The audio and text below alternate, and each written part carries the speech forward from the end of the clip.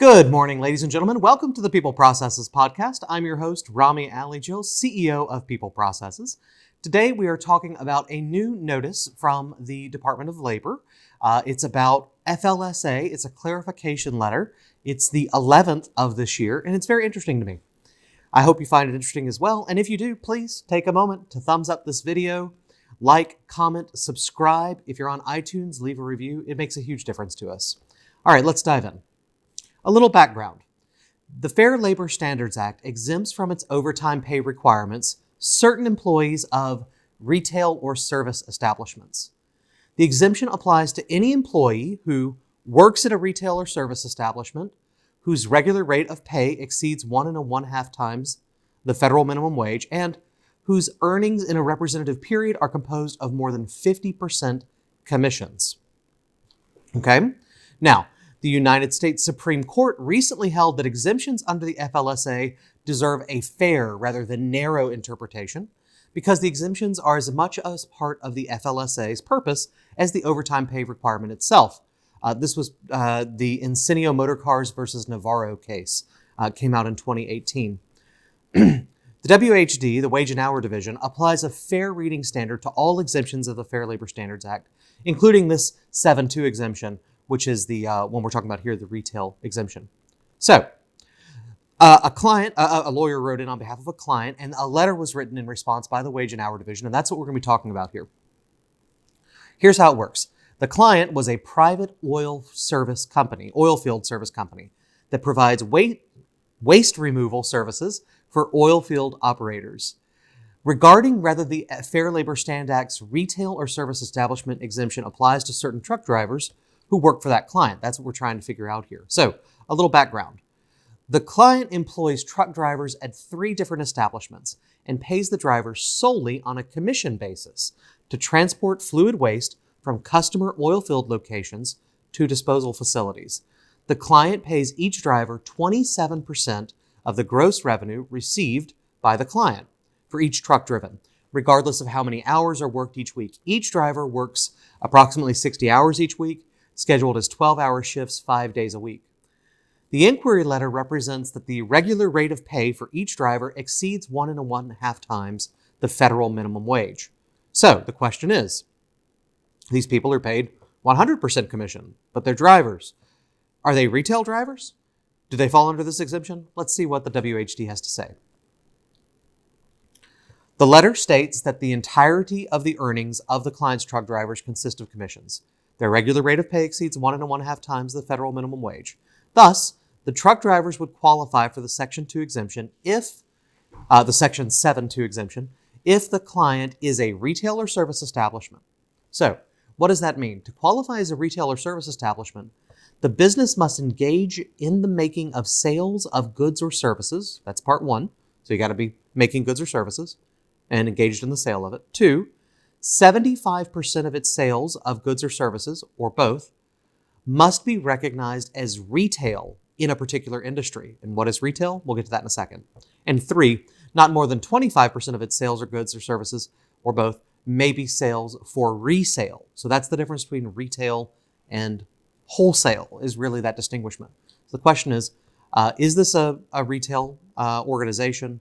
It's more than 75% of their services retail. So here's what they said. Based on the information provided in the letter, and insofar as the waste removal industry recognizes the services that the client provides as retail, and its waste removal services are not different from services furnished to the general public, it appears that your client satisfies all 3 requirements of a retail or service establishment. 1, they engage in the marketing and the making of sales and goods and services. Yep. As the letter indicates, the client removes oil field waste from the customers and oil well locations and transports it to a disposal facility. That satisfies the sales of goods or services requirement. That the client sells waste removal services to commercial entities does not change the conclusion.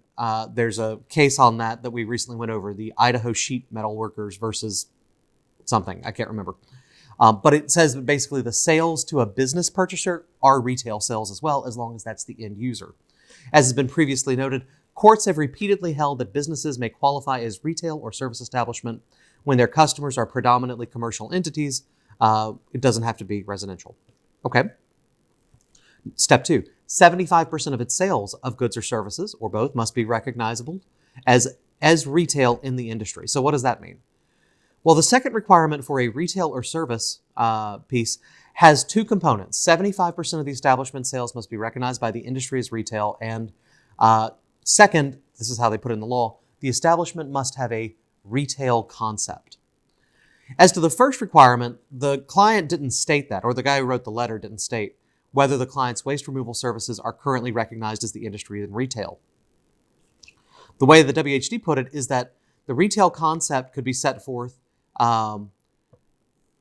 this way. Basically, if you sell goods or services to the general public, you serve the everyday needs of the community. You are at the very end of the stream of distribution. You dispose in small quantities its products or skills, and you do not take part in the manufacturing process. That's what retail means. If you're a manufacturer, it doesn't apply.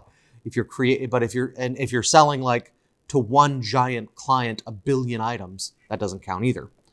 Until recently, the department's regulation listed specifically waste removal contractors among a list of establishments and a bunch of others that just weren't retail for some reason, because they lacked a retail concept. On May 19th, 2020, just a little while ago, the department withdrew that list, in part because numerous courts have questioned its reasoning. For instance, one court of appeals criticized the list as an incomplete, arbitrary, and essentially mindless catalog. Another noted that it does not appear to flow from any cohesive criteria. So with that withdrawal, the WHD now just simply applies analysis to all establishments to determine their retail concept.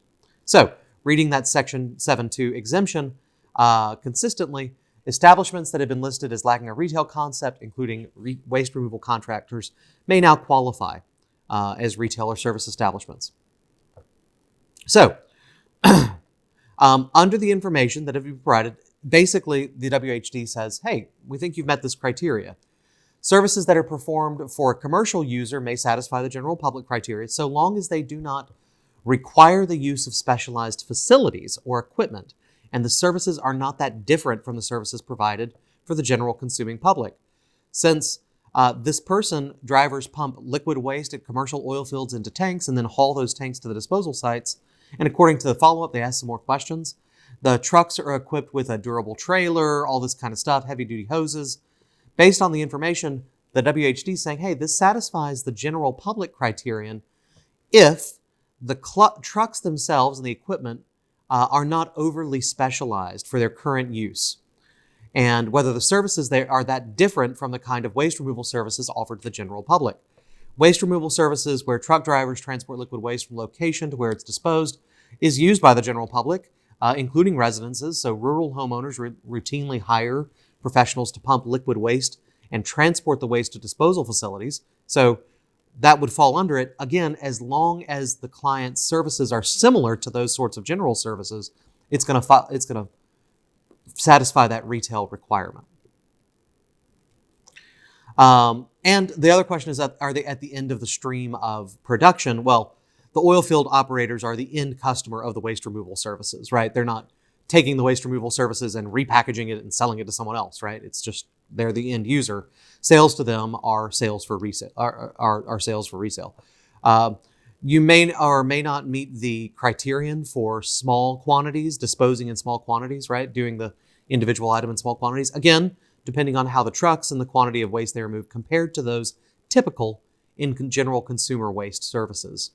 And finally, your client does not take part in the manufacturing process. So because of these things, the WHD says it sounds like you got a retail concept. So therefore, as long as they don't spend over 25% in resale, which in this case is easy, right? That's the third criterion, or in a wholesale, basically. So all their stuff is a finalized. So they conclude that the client, provided that it is a waste removal services that are not that different from services furnished to the general public, its services are recognized as retail within the waste removal industry, the trucks themselves are not that different than what's used for general public, and that the amount of the quantity used at each site is relatively similar to a retail service provider, would qualify as a retail or service establishment. If they qualify for that, then because they pay their employees majority commission, those employees would be exempt. If, however, they don't, then they need to review this to make sure that they're tracking the hours of those workers. Those workers are entitled to overtime and minimum wage payments. It'd be a big deal. So, the WHD laid out a great set here. Now, how does this apply to your business? You're probably not a waste removal contractor. I understand that. Things change quite often, and you have to keep a close eye on how compensation works inside your industry, especially if you're ever going anything other than hours plus overtime. As soon as you start getting into piecework, commissions, flat salaries, you have to watch the developments inside your industry and in the law to make sure that you're remaining compliant. It can't just be a set it and forget it thing. This would definitely have been illegal in April of this year. But after May 20th or 8th, I can't remember the date, then it's likely it could become legal. So that's a big change just in 1 year. The retail service establishment is an important thing to understand as well. If you're not a retail servicer, if you're not a retail or establishment, paying your employees full commission is not an exempt thing. That doesn't make them exempt, right? So there's a lot of close things. There's an outside sales exemption to this, which is a whole different kind of test. But retail service exemption would not apply to most businesses that say package their things for resale, don't have a retail concept, aren't bought by the end user, all those certain pieces. So something very important to think about. That's another distinguishing factor in how your business is set up. I hope this was helpful for you. I hope you learned something. Hope you found this as interesting. If you did, please drop us a thumbs up, review this episode on your podcatcher of choice, and check us out at peopleprocesses.com. If you subscribe on there, we have special subscriber-only content that I would love to get to you. Thank you for tuning in. Again, my name is Rami Ali-Jill, and I very much appreciate it. Now it's time for you to go out there, have a great day, and get your work done. I'll see you tomorrow.